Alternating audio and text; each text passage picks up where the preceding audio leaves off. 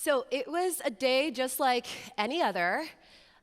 Being raised in Berrien Springs, Michigan, there was nothing abnormal about this summer day. My family was on their way to O'Hare Airport, and we piled up in our little minivan because my parents had dubbed themselves the unofficial welcome crew of Andrews University.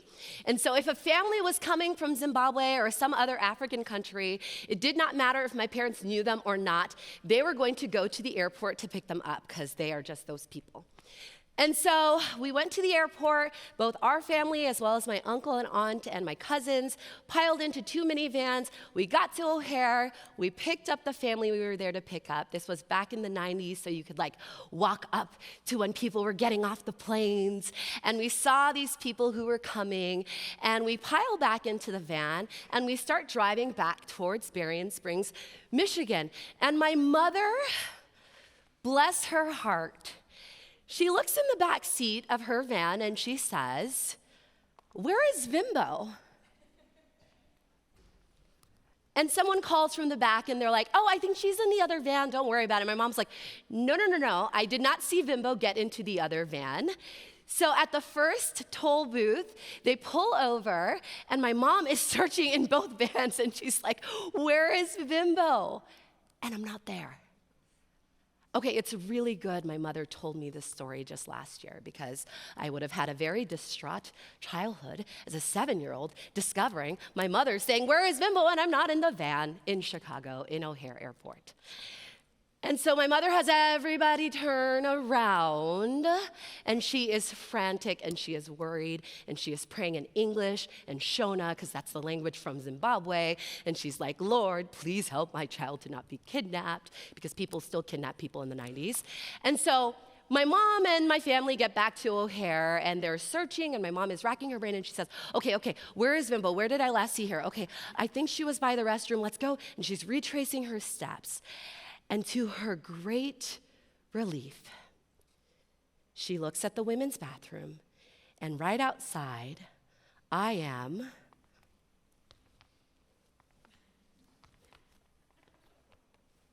"Oh, hey, Mom," playing hopscotch.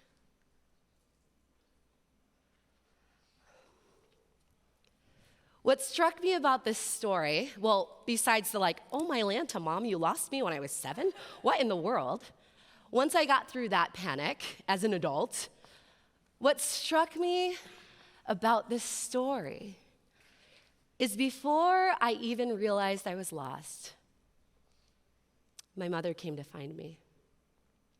Let's pray. God in heaven, there's someone sitting here right now who is just lost. They are worried about a test. They are stressed about what the future holds. They have no idea what they are doing with their life, yet they are here. I just pray that you find us here in this moment. In the name of Jesus, I pray. Amen. So I want to talk to you guys today a little bit about being found. And here's the great thing. I am still figuring it out. So this is not a pretty bow message. 10 years ago, I was in your seats. I am the class of 2014 for my bachelor's in elementary ed. I'm going to tell you guys a little bit more about myself. So before I get into that, I want to share a quote with you guys from Brené Brown. She's a really fantastic author. I will say this is random and not in my script, but if you read one of her books, you've pretty much read them all. I read 4, and they're kind of the same thing, but they're really great. So she says in Daring Greatly, "The willingness to show up changes us. It makes us a little bit braver every time." And if you're sitting here feeling lost, I am encouraging you, I am begging you to show up right now in this moment and see what God has for you today as we're here in our time together. So I want to share a little bit about myself. As I said, my name is Vimbo, as Jose said, Vimbo with a V. I was born in Zimbabwe, but my family moved to Berrien Springs, Michigan when I was 2 months. That is why I sound like I'm on the Disney Channel, because I grew up in the Midwest. So Berrien Springs is home. It has been so wonderful to come back and see my old high school that is now way beautiful. I went to Berrien Springs public schools because my parents had 4 children and we were kind of poor. But we weren't poor. We loved Jesus and we were blessed and we were happy. But I eventually ended up at Andrews University studying elementary education. And as some of you guys sitting here, I was thinking, what in the world am I doing, God? what? A teacher? I want to change the world. I grew up, when I was 10 years old, I would watch Oprah after school because I'm just that person. So I always grew up thinking, I want to be like a billionaire, and that's how I'm going to change the world, Lord. I will pay the teachers, and I will pay the starving children, and I will help change the world. But Lord, just make me a billionaire. That's a great way to change the world, right? Okay.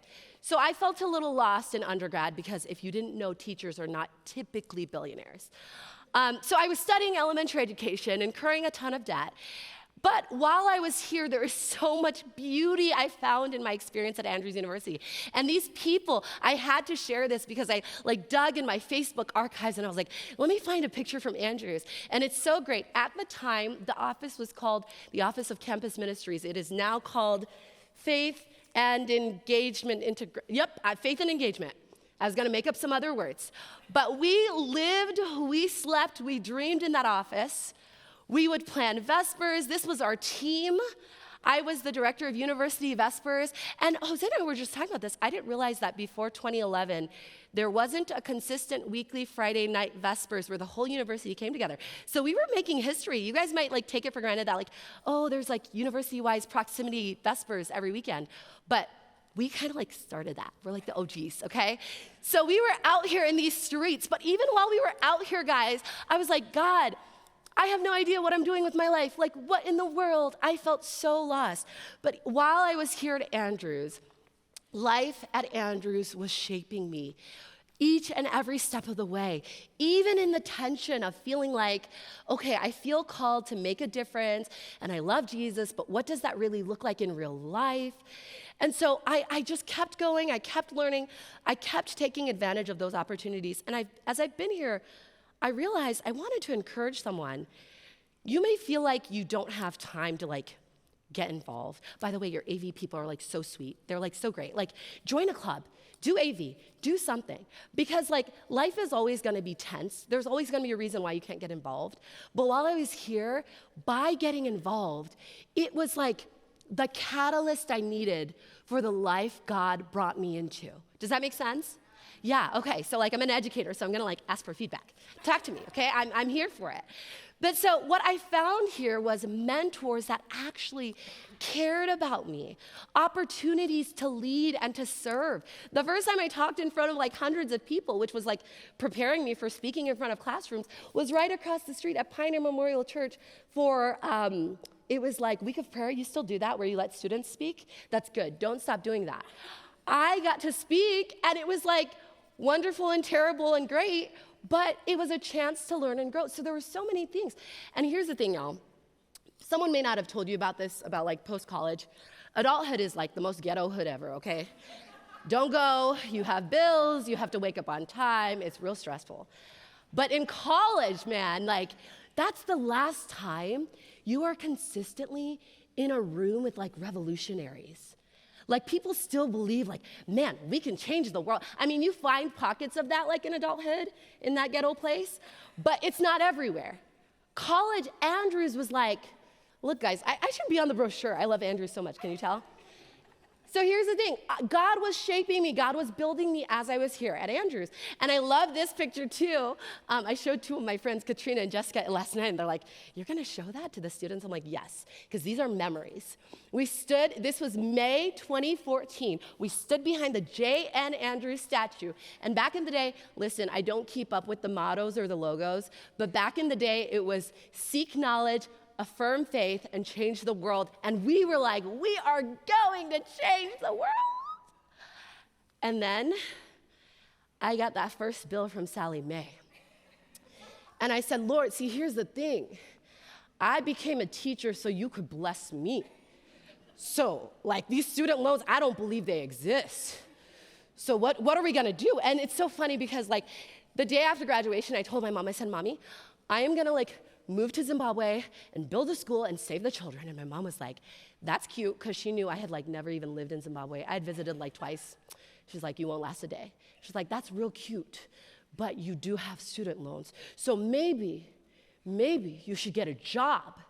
And then when you can, help when you can and how you can, but maybe we're not Oprah yet. You know, my mom is I love her so much. I love you, Mommy, because you're gonna watch this eventually. But so life hit me really fast, okay? And once again, I was feeling lost. I was like, okay, I got this degree. What does it mean to be a teacher? And I went into the classroom, all bright-eyed and bushy-tailed, y'all. And those kids are tough. If any education majors here? Oh my gosh, I love you guys so much. Hey, guess what? Come next month, I'm back for the Teaching and Learning Conference. I'm doing professional development because, it's so great. Come be my friend. Okay, random side thing. Okay, back to teaching. I was lost in the classroom, and a lot of the times I felt like, God, I want to be on the war battlefield. I want to be making a difference in the world. Why do you have me? I was in Miami, y'all. I went from Berrien Springs to Miami, the hood. I was living in, okay, let's not go there. But it was a struggle. I was not ready, and so it was a little bit of a struggle those first years. It's touch and go.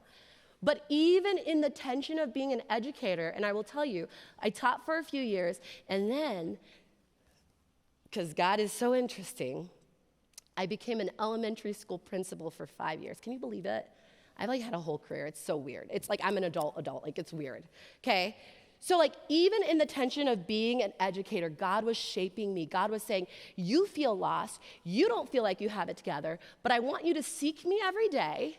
Come, read, pray, just bask in my presence, because I am what's going to strengthen you to go to those kids who tell you that your shoes look ugly and you wear the same shoes every day.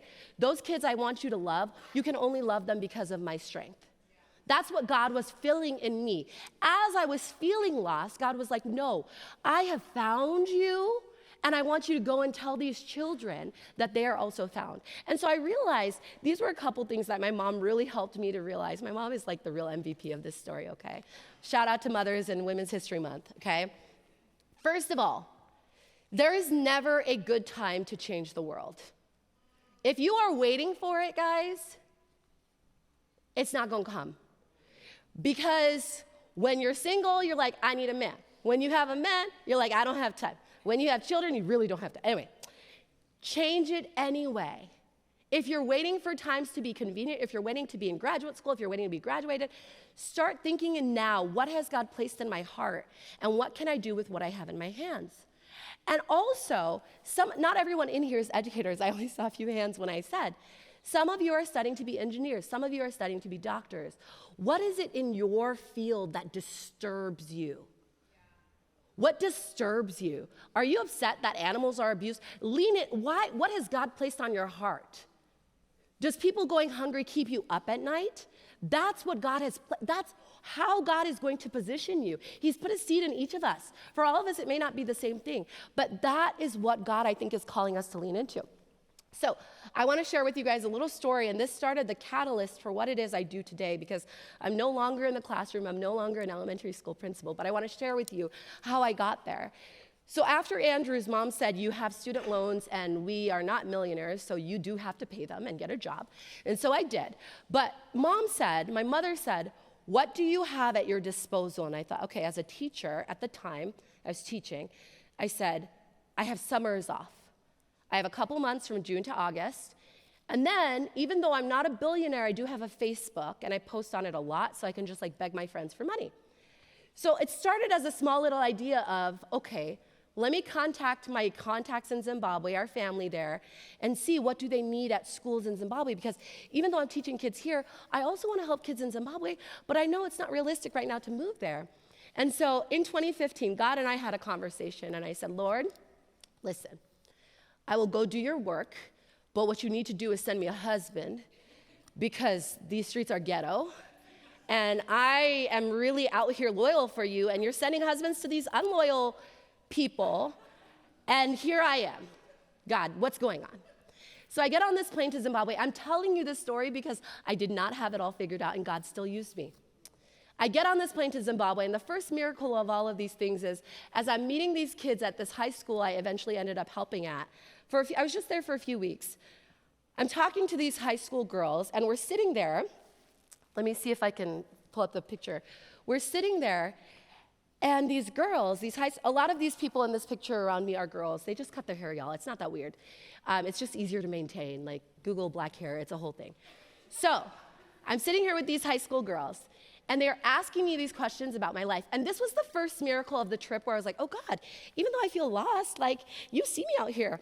So the first miracle is, like, I'm Zimbabwean, but if you meet, like, the factory model Zimbabwean, they sound different. They have a little different swagger, okay? So I am like Berrien Springs Zimbabwean, right? So I've always been very self-conscious because my parents never made us speak Shona at home. So I understand Shona completely. Like, you can't talk about me in Shona. I was in like the UK airport and they were talking about me in Shona because my name is Vimbo, and they're like, this little Marungu, which was a white person. They were calling me a white person in my language because I sounded like the Disney Channel. Anyway, the point is, I understand Shona, but I can't speak it because I just sound like a white person. Sorry, I love white people. Okay, we'll get to it eventually, but my husband's white, he's great.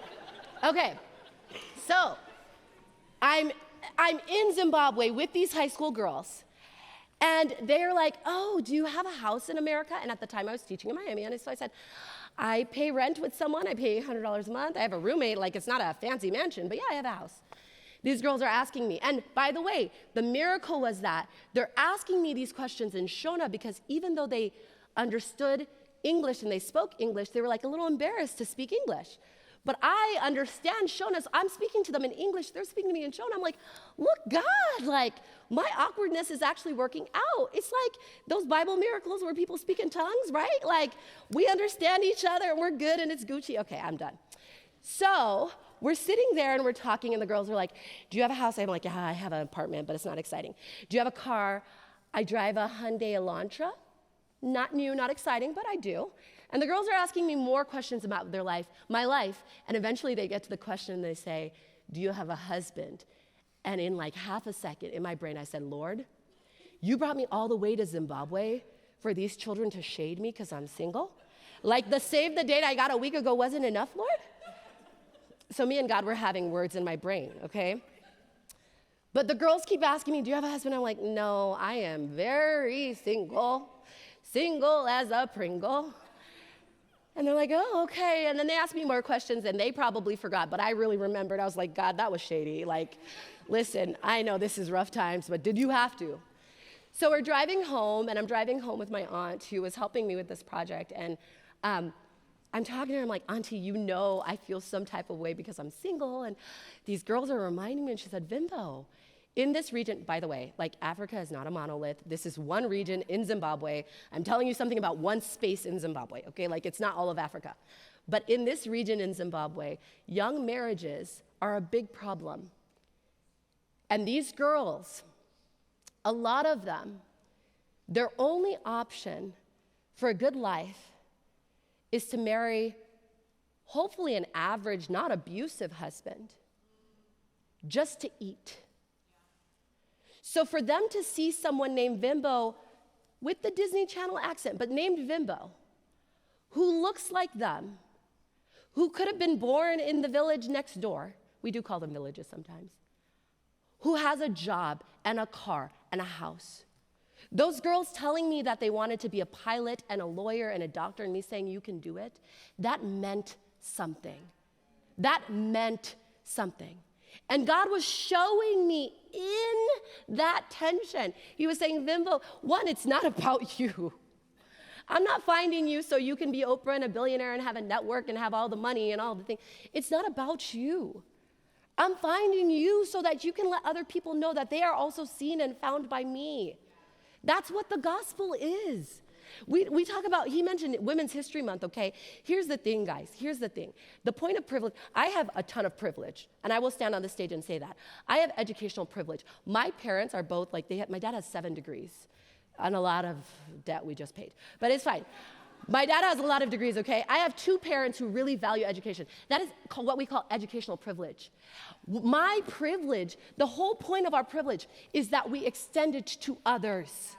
That's the whole point of the gospel. Jesus laid down his privilege so that we could be here, so you could sit here and listen to me talk about things. That's why Jesus died. Okay, all right, y'all. That was like not even in the notes. Let's keep carrying on. Here's the thing. Actually, I got ahead of myself because Jesus is so exciting. This is my favorite verse in the world, okay, guys? And I always find a way to bring it up because it's just so exciting, okay? This is how I would distill what it feels like to be found for me, okay? The love of Christ controls and urges and impels us. Now, if you've read this in some other versions, it says like, the love of Christ constraineth us. Okay, this is the Amplified Classic version, whatever version I Googled in like 2012 when I was a student here at Andrews. This is the verse that literally shapes everything I do and reminds me that I'm found by God. Because what happens every single day, even this morning when I woke up, is I feel lost. I wish I had a friend with me in the guest room. The guest rooms were great, by the way. But I just wish, I'm lost. What am I going to tell these students who are studying for their midterms? Y'all still study during chapel. Anyway, sorry. I'm not shading you. I'm sorry. That was rude. I'm back to my script. The love of Christ controls us so we don't say shady things like that, okay? You have to pray and submit humbly every single day and say, God, what is it you would have me say? What is it you would have me do? Then the love of Christ compels us. It's why we go. And go doesn't necessarily mean you have to go to Zimbabwe. Go might mean you go across the street. Go might mean you talk to the person in your dorm room next to you. That's what go is. It compels us to move. It urges us, okay? The last word, my physics friends, or like science friends, impels. I had to Google this, I have to be honest. I had to Google this when I first read it because I'm like, impels, that just sounds like you're remixing words. Impels means like a propeller on a boat, like that little thingy that like keeps going, right? It's like the thing that keeps you going. So God's love is what controls us. It urges us to good, and then it keeps us going. Because if any of us stop for a second, we all feel lost. Everyone feels lost. From the president to the child that was just born a minute ago. There is no one in this world who has it all figured out. But God's love keeps us going. More recently, I want to share a story with you guys. So, spoiler alert, I did get married. Oh, my Lanta. He's so great. David is wonderful. Okay, but before you guys start thinking, Andrews is your last chance. So remember, I graduated in 2014. I went on the mission trip in 2015. My husband and I got married in 2022. So God was going on Adventist time, soon and very soon. So the point is, my husband and I, we met, we married. I got in this whole little like, Lord, what am I doing now with my life? I have a master's in I have a master's in K-12 administration, but now I'm married to someone in the military, like Jesus. That was not on my bingo card. That was not on my prayer list. Now I have to move every 3 to 5 years. Like, I love the Navy wife sweatshirts, but really I'm not cut out for this life. So God and I were having words this fall because we moved after the school year started, and we're now in DC. And I'm like, Lord, who is going to hire someone after the school year starts? And so actually I was talking to Heather, and I was like crying because I had just had like a big rejection. I was like, Lord, listen, being employed is fun because then you can pay back Sally Mae. Actually, it's someone else now. So God in this season, I'm praying. My friend Heather's praying with me. A lot of people, my family group chat, which spans continents, were praying with me. And an opportunity came in front of me, and I'm like, God, what is going on? Because if I had sat down 10 years ago in your seat and written down the exact position for all of my skills, that is the job God brought to me. Today, I stand before you guys as the director of Kudavana Partnership International, which is a nonprofit that operates a children's home and a school in Zimbabwe. Amen. God is exciting. Thank you, girls. Like, God is exciting. I could not have created this position. I could not have, there's no words. And that's like I will invite myself back, Jose. I will come back in the fall. That's another chapel. I'll tell you about how I got that job. But that's not what we're here today for. Today, I want to share with you guys a story, not too dissimilar from my own. A woman was walking through a field in Zimbabwe a few years ago, and she heard a noise under a banana tree. And she walked over, and she discovered a child who was laying there, just days old, covered in a condition I can't even talk about or I'll probably cry. And she picked up that child, and she asked the men in the field, hey, can anyone help me? This child obviously needs help. And everyone told her, shut up. Leave the child be. This is none of your business. She ignored them. She ran to the road. She hailed down a truck, and she brought that child to a hospital. I'm going to tell you the rest of the story, but before I do, I want to share with you guys a little bit more about what Kudavana does in Zimbabwe, and then I'm going to invite you to help us.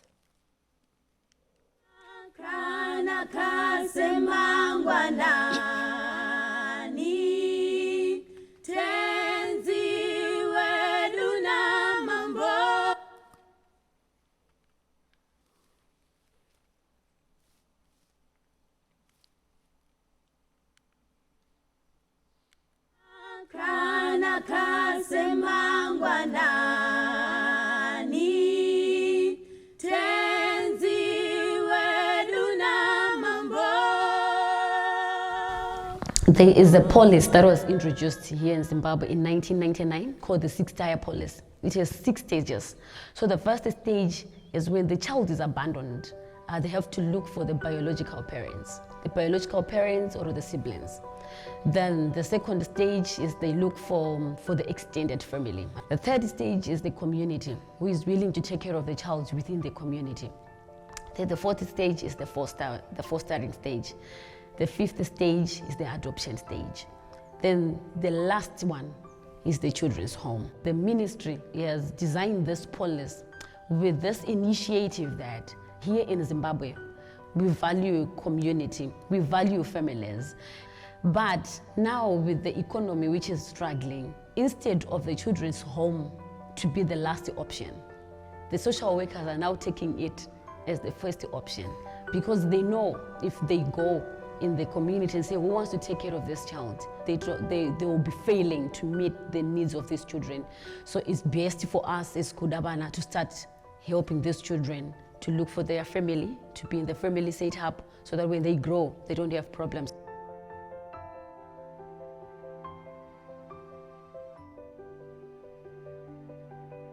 When we can't reunify a child, when they do not have a family, we also pursue adoption and fostering as an option for them to be in a family. From our experience and observation, it is quite difficult for individuals and couples to adopt children in Zimbabwe because of our cultural beliefs.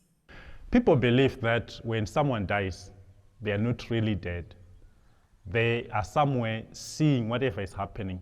So when their child is adopted, they may then go there and cause trouble to this family. In our culture, a totem is extremely important, and each individual is identified by their totem. Therefore, wherever they are, they need to be within their clan, within their family. That's the reason why in our African culture, some years back, there were no orphans, because the clan would take care of its own. Kudavana is trying by all means to educate people around the state of the dead. You know, if you take a child, nothing is going to happen.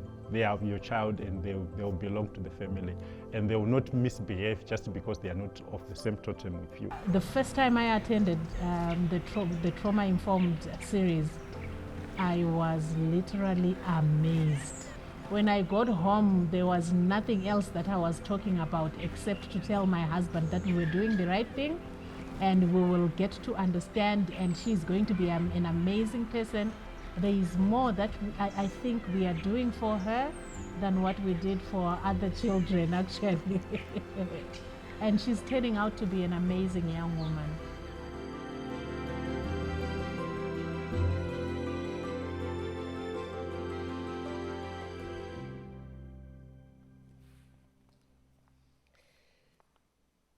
The story of the boy that I told you about, he came to Kudavana and he stayed in our children's home for some time. And because we have a passion, we believe that children should be in family if possible. Within a few years of him growing up in Kudavana, he was able to be adopted by a loving family. Kudavana continues to support his family, the family he's with now. And he attends an Adventist school in Zimbabwe, but this child every single night goes home and knows that he is loved. When I first joined the organization and I heard this story, it was shortly after my mother had told me the story of her losing me at the airport. And what broke my heart is, as a child, I never thought that no one was coming for me. And yet there are so many children in the world who really struggle with this. And it's overwhelming. I'm wrapping up now. It's overwhelming, but I have to harp on this because this morning I woke up, I listened to news, because that's what I do, because when you're an adult, you do weird things. And I was listening to the news and I heard that we're 5 months into the war in Gaza, and like, there's children dying in Gaza, there's children dying in Congo, there's children dying in Sudan. And like, it's very overwhelming. It makes you feel lost sometimes, right? At Kudavana, we have a saying that we say, we do for the few what we wish we could do for the many. Because for that child, for that boy, it matters. So my appeal is a very, very simple one. If you find yourself living a life where you recognize that you have been found by Jesus Christ, it is your duty, I believe, to shine that light on those around you. And I'm going to invite you into a very simple opportunity. There's a QR code, because I heard like millennials and younger, you guys like QR codes. So take out your phones now, because they're already out. Scan the QR code or follow us at Kudavana. And here's my appeal. I know I could say, and you're welcome to, if you want to give $10, $25 a month, join us. I say that everywhere I go because I do know there are some people who are like, what can I do today to help these children? I can't go to Zimbabwe and get on a plane, but I do want to help. So one, pray for us, because the work we do of reintegrating children, adoption, as you see, it's a spiritual war. These Adventist beliefs are not cutesy. We don't put them on brochures for no reason. People believe they're being haunted, and we have to overcome a lot of that cultural stigma. So pray for our work in Zimbabwe. Give if you can, like totally, I will shamelessly say, you're like every single dollar. We have such an incredible rating, Google us. Like the majority of what you give goes directly to the work that we do. We have an impeccable rating. Really, look us up, okay? But also give, pray for us, but then also share. Because you might be sitting here and you too may owe the US government a lot of money. And that's okay, because you know what? You have a rich auntie. So go on Instagram, go on Facebook if you still use TikTok. Things you use things online, I know you do. Go on those things, follow us, share our stuff, because you never know who watching may also want to share what God has blessed them with. So I thank you so much today for you guys this time. This was such a pleasure. Thank you so much for having me.